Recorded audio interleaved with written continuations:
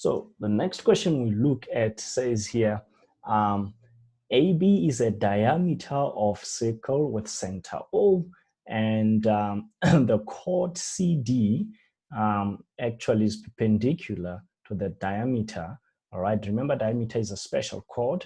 And then given that A is 20 degrees, so it might be important to note this here on the diagram. This is 20 degrees. Determine with reasons the sizes of the angle B.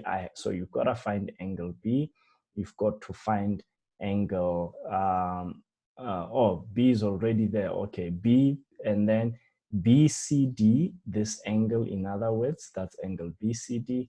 DOB, that's angle DOB.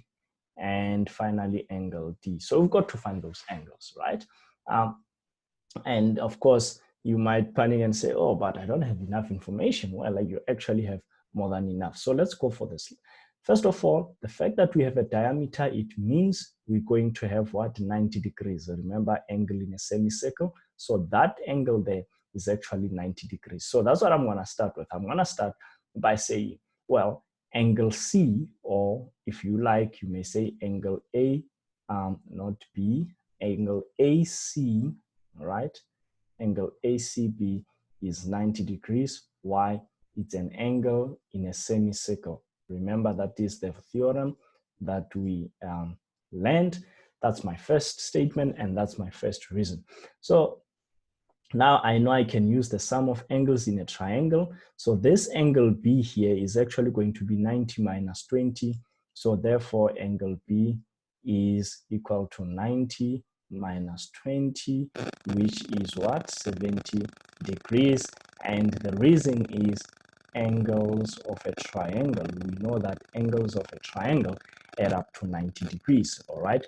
So you could just say this plus that is 180 degrees, and you will see that it comes all down to that.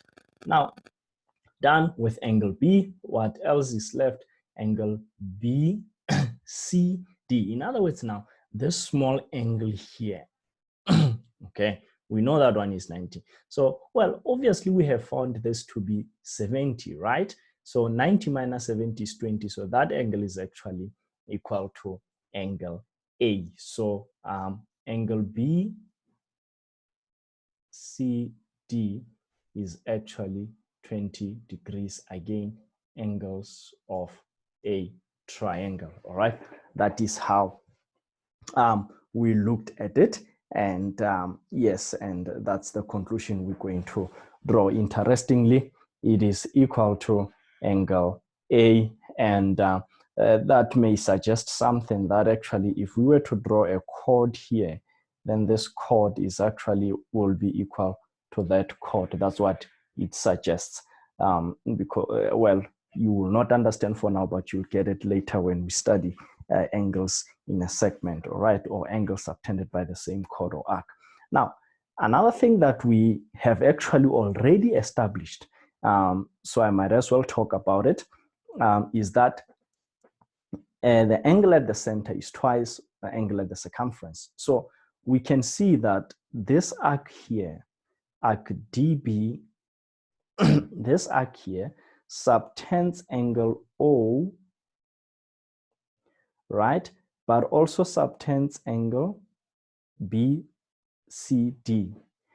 So the relation is that this angle here should be twice that. So I can then conclude that, well, angle DOB is actually 2 times 20 degrees, which is 40 degrees. Why?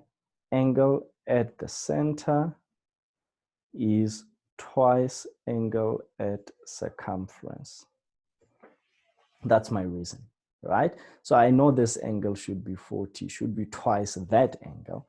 And finally, we've got to find angle D, which is also all nice and easy, nothing difficult about that. So let me just clear up a little bit here so that we can have a clear picture. So angle D is actually, if you look at this, guys, this is obviously what? 90 degrees, isn't it? Because line drawn from center will be, well, we have not established, but fact is, line drawn from center actually perpendicular to the chord bisects the chord. So this chord we now know is equal to this one, but the main reason we conclude that this is 90 degrees is because these angles are vertically opposite. So you can see your grade 8, 9 geometry is still fundamental.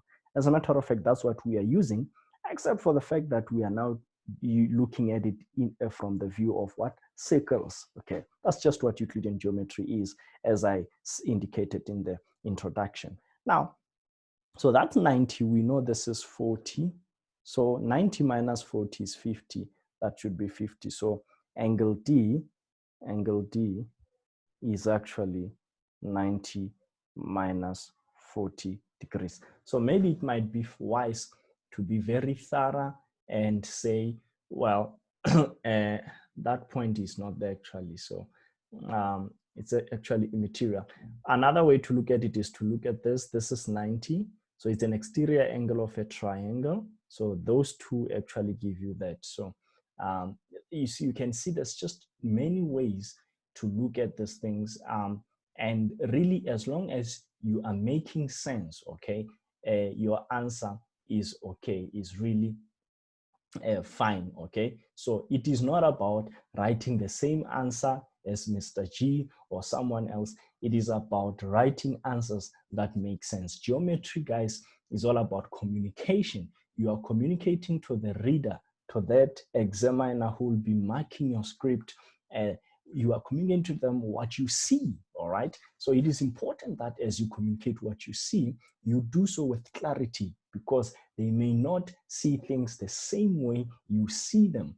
So it is very important to ensure that you are clear in communicating what you see. That is why reasons have to be stated in Euclidean geometry, or even in geometry in general, right? So that's about it from me regarding the theorems that we have covered so far. Of course, in the next few videos, we'll look at other theorems. I hope you're keeping well and safe. Cheers.